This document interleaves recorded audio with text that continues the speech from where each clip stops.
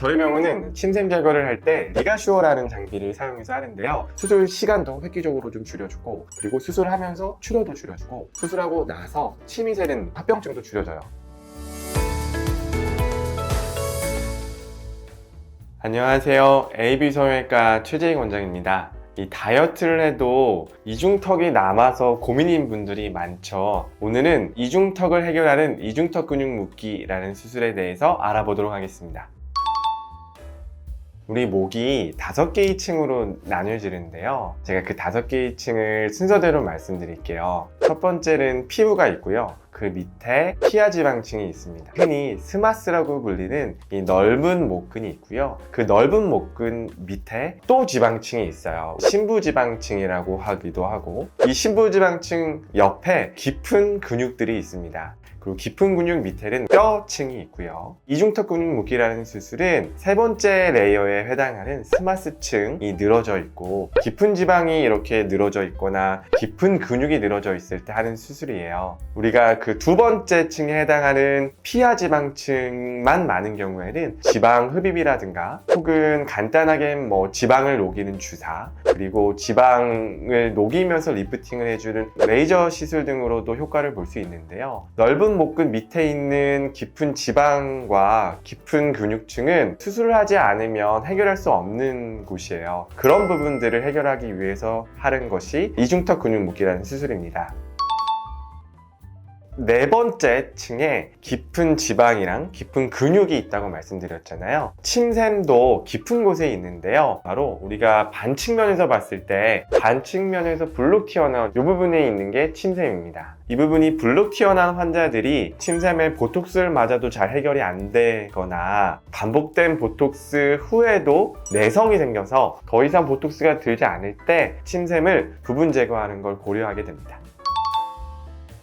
환자들이 침샘이 불룩 튀어나와 있을 때는 침샘 제거를 같이 하고요. 침샘이 불룩 튀어나오지 않았으면 굳이 부분 제거를 할 필요는 없겠죠. 침샘이 일반적으로는 잘 튀어나오진 않아요. 덜몬 환자들이 이렇게 튀어나온 경우는 보통 선천적으로 큰 경우도 있지만, 두 번째로 윤곽 수술을 하게 되면 뼈가 원래 이 침샘을 가리고 있는데요. 이 뼈가 없어지면서 침샘이 드러나게 됩니다. 되게 젊은 분들이 이 부분이 계속 불룩하고 이중턱이 심해졌다 이렇게 하시는 분들이 윤곽 수술 후에 이중턱이 좀 심해지고 침샘이 튀어나왔다 해서 오시는 경우가 많습니다.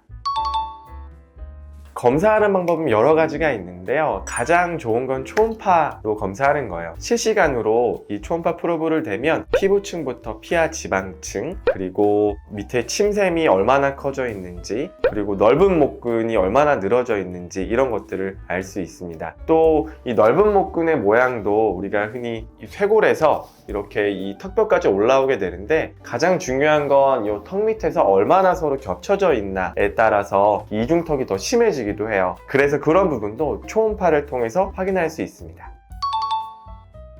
저희 병원은 침샘 제거를 할 때 리가슈어라는 장비를 사용해서 하는데요. 그걸 소개한 논문이 있어서 제가 논문을 같이 보면서 설명을 좀 드릴게요.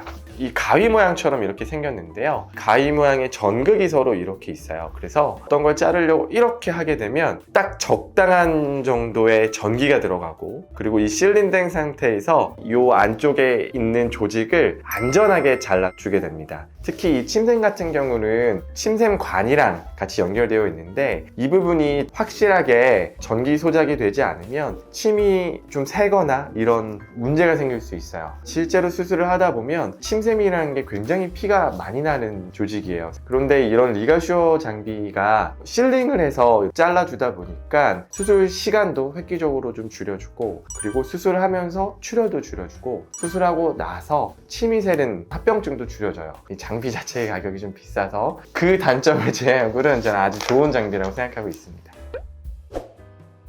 40대 남자분이시고 목이 좀 두텁고 턱 라인이 좀 구별되지 않는 걸 주소로 내원하셨어요. 측면부에서 보면 이 얼굴과 목이 구별이 되지 않는 걸 좀 볼 수 있죠. 그리고 턱 밑이 조금 더 불룩하고요. 이런 부분은 이 턱 밑에 작은 절개선을 통해서 깊은 곳의 지방을 좀 제거하고, 마찬가지로 깊은 근육인 이복근의 모양을 좀 줄여주게 됩니다. 또 이 반측면에서 불룩 튀어나온 침샘을 좀 제거해주면 이렇게 좀 날렵한 턱선을 가질 수 있게 됩니다. 보시면 이런 부분들이 좀 더 좋아진 것을 확인할 수 있고요. 그 다음 두 번째 케이스는 안면 거상 후에 목 처짐이 남아있는 케이스였어요. 사실 이런 경우에 우리가 이중턱 근육 묶기 그리고 침샘 제거 수술을 같이 하게 되는데, 목 밑에 늘어진 넓은 목근을 볼 수 있고, 반측면부에서 봤을 때 넓게 튀어나온 침샘을 볼 수 있죠. 마찬가지로 목 밑에 절개선을 통해서 수술을 하게 되고, 목 라인이 조금 더 깊어지게 되고 튀어나온 침샘이 줄어들면서 얼굴과 목의 경계가 살아나게 됩니다. 이중턱 수술에서 가장 중요한 건 깊은 지방과 깊은 근육, 그리고 옆에 있는 침샘 등을 잘 처리하는 게 중요하다고 생각합니다. 시야 자체가 제한되어 있거든요. 넓게 절개를 해서 하는 게 아니라 보통 2.5cm 내외로 아주 조그마한 구멍을 통해서 수술하기 때문에, 그 조그마한 구멍을 통해서 많은 조직들을 처리하려면 경험이 일단 제일 중요하다고 생각합니다.